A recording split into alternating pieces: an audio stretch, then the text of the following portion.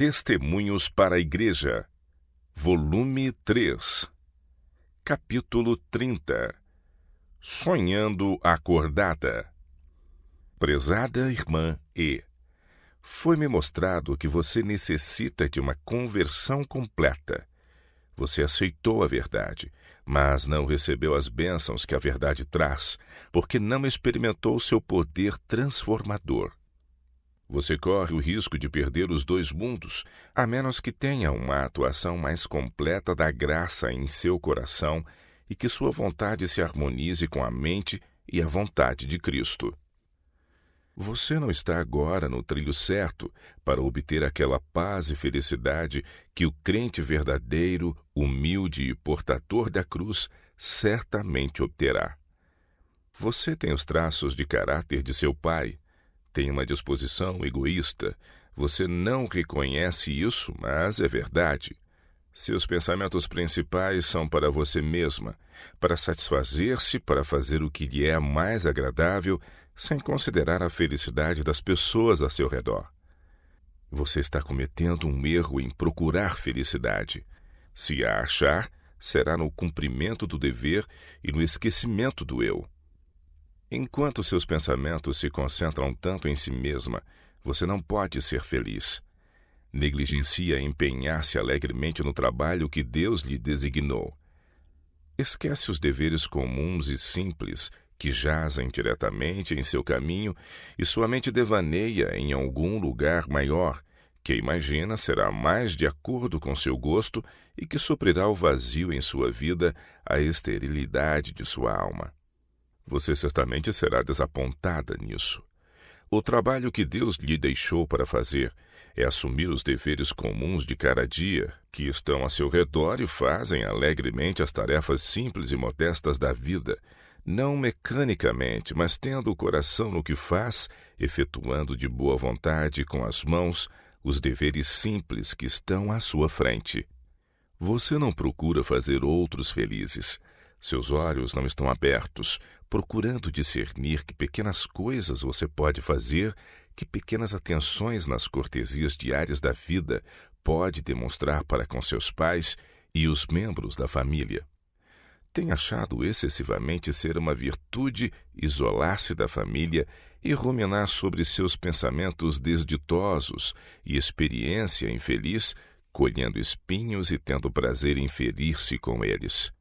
Comprai-se em um hábito sonhador que deve ser quebrado.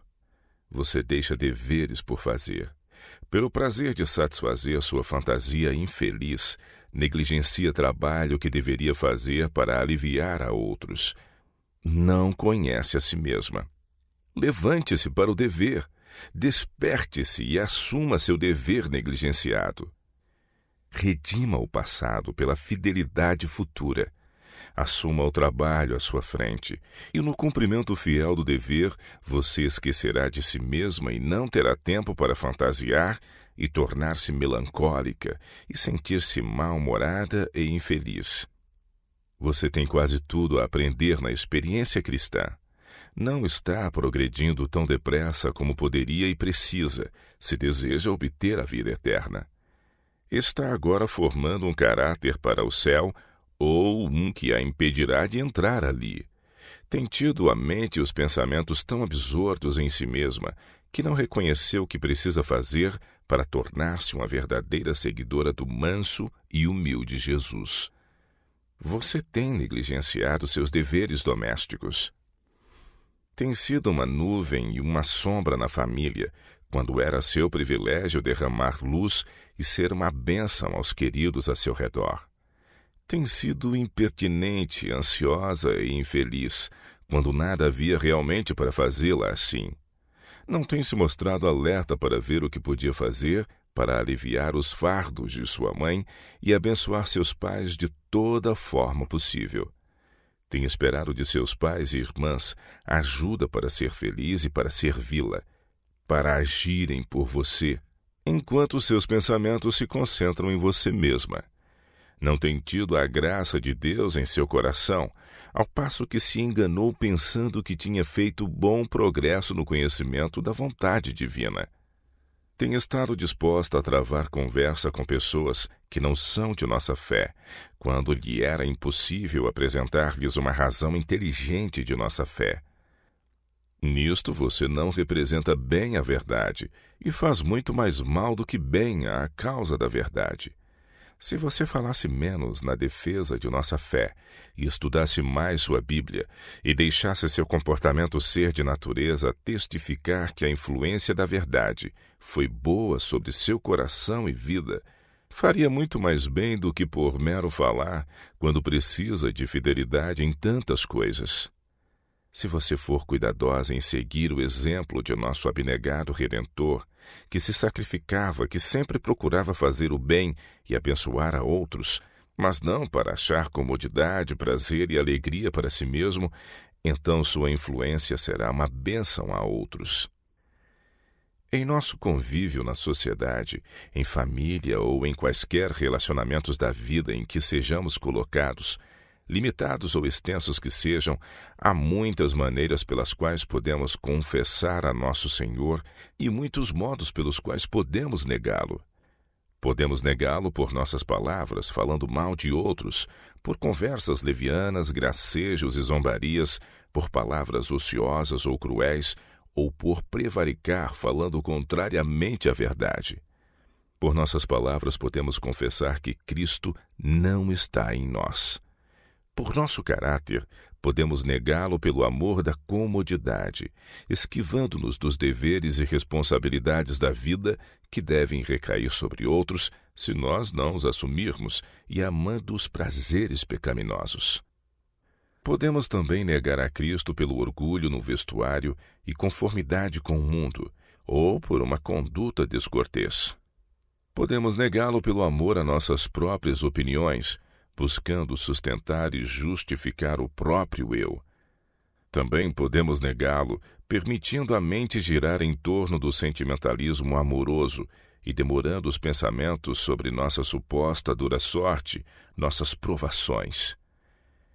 Pessoa alguma pode, na verdade, confessar a Cristo perante o mundo, a menos que nela habitem a mente e o Espírito de Cristo. Impossível é comunicarmos aquilo que não possuímos. A conversação e a conduta devem ser real e visível expressão da graça e verdade interiores. Caso o coração seja santificado, submisso e humilde, os frutos serão vistos exteriormente e serão a mais eficaz confissão de Cristo. Palavras e profissão de fé não são suficientes. Você, minha irmã, deve ter mais que isto. Está a enganar a si mesma. Seu espírito, caráter e ações não mostram um espírito manso, abnegado e caridoso. As palavras e a profissão de fé poderão exprimir muita humildade e amor. Porém, se a conduta não for diariamente regulada pela graça de Deus, você não é participante do dom celestial, não abandonou tudo por Cristo, não entregou sua vontade e prazer a fim de tornar-se discípula sua. Comete pecado e nega seu Salvador ao pensar em coisas sombrias, arranjando para você mesmo aprovações, tomando aflições emprestadas. Ao inventar provações, você atrai para hoje as aflições do dia de amanhã, amargura o próprio coração e traz preocupações e nuvens sobre os que a rodeiam. Quanto ao precioso tempo de graça que lhe é concedido por Deus, em que deve fazer bem e enriquecer-se em boas obras, você é bastante imprudente para empregá-lo em pensar em coisas desagradáveis e em construir castelos no ar. Permite que sua imaginação gire em assuntos que nenhum alívio ou felicidade lhe trarão. Suas fantasias a atrapalham na obtenção de uma experiência sadia e inteligente nas coisas de Deus e de aptidão moral para a vida melhor. A verdade de Deus recebida no coração é capaz de fazê-la sábia para a salvação. Crendo nela e obedecendo-lhe, receberá a graça suficiente para os deveres e provas de cada dia. Você não necessita de graça para o dia de amanhã. Cumpre-lhe considerar que você só tem que ver com o dia de hoje. Vença por hoje, negue-se por hoje, vigie e ore por hoje. Em Deus, obtenha a vitória por hoje. Nossas circunstâncias e ambiente, as mudanças que diariamente surgem ao nosso redor e a palavra escrita de Deus, que discerne e prova tudo, estas coisas são suficientes para nos ensinar o dever e o que nos cumpre fazer dia a dia. Em vez de deixar que sua mente vagueie numa linha de pensamentos de que não tirará nenhum benefício, você deve examinar diariamente as Escrituras e cumprir aqueles deveres da vida diária que presentemente lhe são enfadonhos, mas que devem ser cumpridos por alguém. As belezas naturais possuem uma língua que nos fala incessantemente aos sentidos. O coração aberto pode ser impressionado com o amor e a glória de Deus, segundo se revelam nas obras de suas mãos. O ouvido atento pode ouvir e compreender as comunicações de Deus através das obras da natureza. Há uma lição na luz solar e nos vários elementos da natureza apresentados por Deus ao nosso olhar. Os campos verdejantes, as árvores altaneiras, os botões e as flores, a nuvem que passa, a chuva que cai, as fontes rumorejantes, o sol, a lua e as estrelas no céu, tudo convida nossa atenção e incentiva a meditar, pedindo-nos que nos familiarizemos com Deus, que tudo isso criou. As lições a serem aprendidas dos vários elementos do mundo natural são estas. Eles são obedientes à vontade de seu Criador. Não negam nunca a Deus. Nunca recusam obediência a qualquer manifestação de sua vontade. Unicamente os seres caídos se negam a prestar inteira obediência àquele que os fez. Suas palavras e obras se acham em desarmonia com Deus e em oposição aos princípios de seu governo. Seus pensamentos não são elevados. Há coisas suficientes no mundo natural para levá-la a amar e a adorar seu Criador. Há alimento para a mente sem precisar isolar-se para nutrir-se de esperanças desapontadoras e imaginações perversas. Não se apresse a falar com descrentes e não entre em argumentos com aqueles que se opõem à verdade, porque você não está munida do conhecimento das Escrituras para fazer isso. Tem negligenciado o estudo da Bíblia. Você pode recomendar melhor a verdade pela mansidão de sua vida e o desempenho fiel de seus deveres diários. Se for conscienciosamente estrita em fazer sua parte, e se for fiel e sincera para ver o que pode e deve fazer por aqueles pelos quais você trabalha, então representará melhor a verdade. O melhor modo de você recomendar a verdade não é por argumento nem por conversa, mas vivendo a cada dia através de uma vida coerente, modesta e humilde como discípula de Cristo. É triste estar descontente com nosso ambiente ou com as circunstâncias que nos colocaram onde nossos deveres parecem humildes e sem importância. Deveres particulares e humildes não são do seu gosto. Você é inquieta, impaciente e insatisfeita. Tudo isto é resultado do egoísmo. Pensa mais de si mesma do que outros pensam de você. Tem mais amor a si mesma do que a seus pais, irmãs e irmão, e mais do que a Deus. Você deseja um trabalho mais agradável, para o qual pensa estar melhor qualificada. Não está disposta a trabalhar e esperar na esfera de ação humilde onde Deus a colocou, até que Ele aprove e teste e você demonstre sua habilidade e capacidade para uma posição mais elevada. Bem-aventurados os mansos, porque eles herdarão a terra. O espírito de mansidão não é um espírito de descontentamento, mas é exatamente o oposto. Os professos cristãos que estão sempre a murmurar e se queixar e que parecem pensar que a felicidade e um semblante alegre são pecado, não têm a genuína espécie de religião. Os que olham para o belo cenário da natureza como o fariam a um quadro inanimado, que preferem olhar as folhas mortas a juntarem as flores vivas e belas, que encontram prazer doentio em tudo quanto é melancólico na linguagem que lhes fala o mundo natural, que não veem beleza alguma nos vales revestidos de verdejante relva e nas altaneiras montanhas cobertas de vegetação, que cerram os sentidos à jubilosa voz que lhes fala da natureza, a qual é doce e musical ao ouvido atento, esses não estão em Cristo. Não estão andando na luz, mas adensam para si mesmos sombras e trevas, quando poderiam igualmente possuir claridade e a bênção do sol da justiça a raiar em seu coração, trazendo salvação em seus raios. Minha jovem irmã, você está vivendo uma vida imaginária. Não pode descobrir ou reconhecer uma bênção em nada. Imagina problemas e provações que não existem. Você exagera pequenos aborrecimentos, transformando-os em graves provações. Esta não é a mansidão que Cristo abençoou. É um descontentamento não santificado, rebelde, impróprio de uma filha. A mansidão é uma graça preciosa, disposta a sofrer em silêncio, disposta a suportar provações. A mansidão é paciente e esforça-se para ser feliz sob todas as circunstâncias. A mansidão é sempre agradecida e entoa os próprios cânticos de felicidade, tornando melodioso o coração para com Deus. A mansidão suportará desapontamento e injustiça, e não se vingará. A mansidão não deve ser taciturna nem irritadiça. O temperamento irritadiço é o oposto da mansidão, pois só fere os outros e lhes causa desgosto e não satisfaz a si próprio. Você mal entrou na escola de Cristo. Tem quase tudo para aprender. Não mais se veste extravagantemente, mas se orgulha de sua aparência. Deseja vestir-se com menos simplicidade. Pensa muito mais sobre vestuário do que deveria. Cristo a convida. Vinde a mim todos os que estáis cansados e oprimidos, e eu vos aliviarei. Tomai sobre vós o meu jugo e aprendei de mim, que sou manso e humilde de coração, e encontrareis descanso para a vossa alma.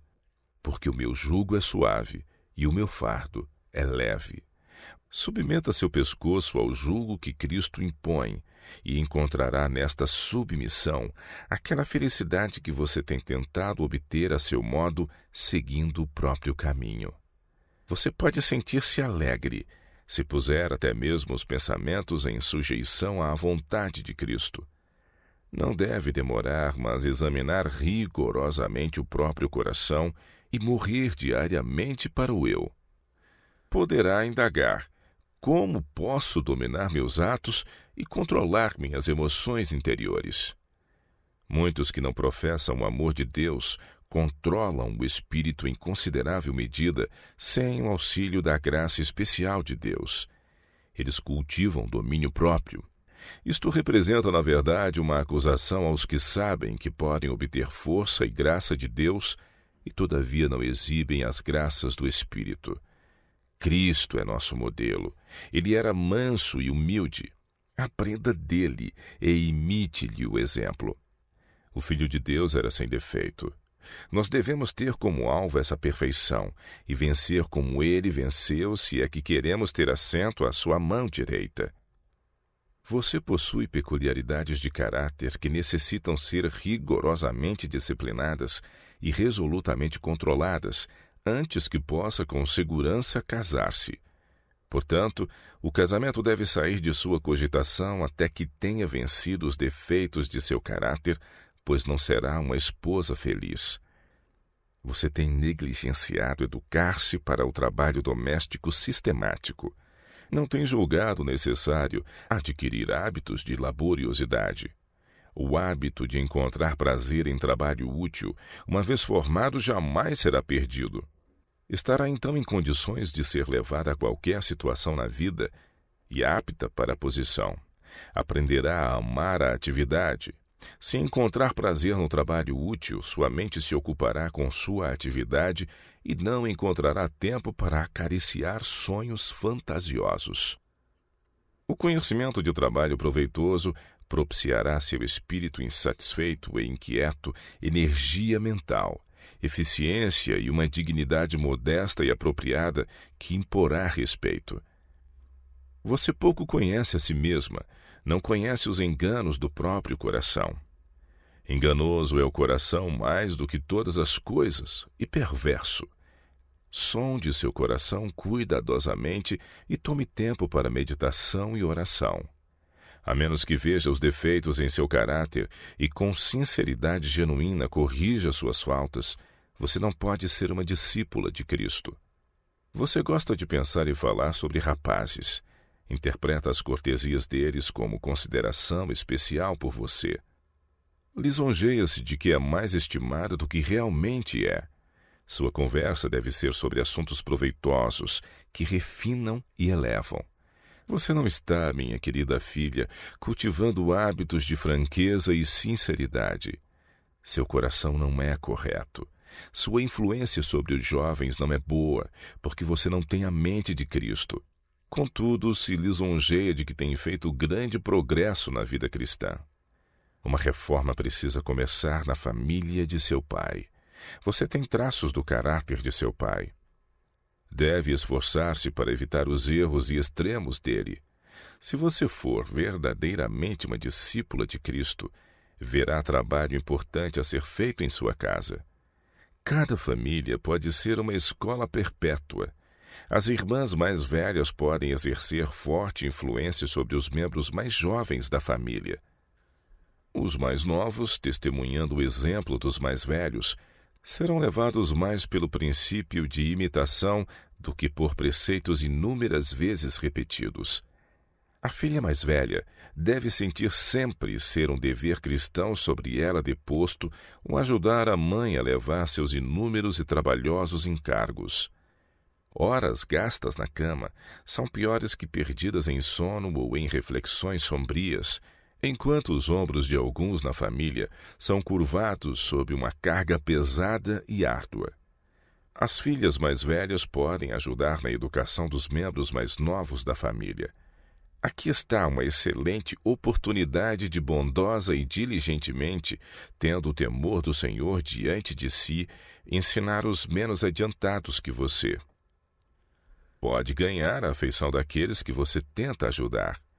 Pode ter aqui uma das melhores escolas na qual exercitar as graças cristãs.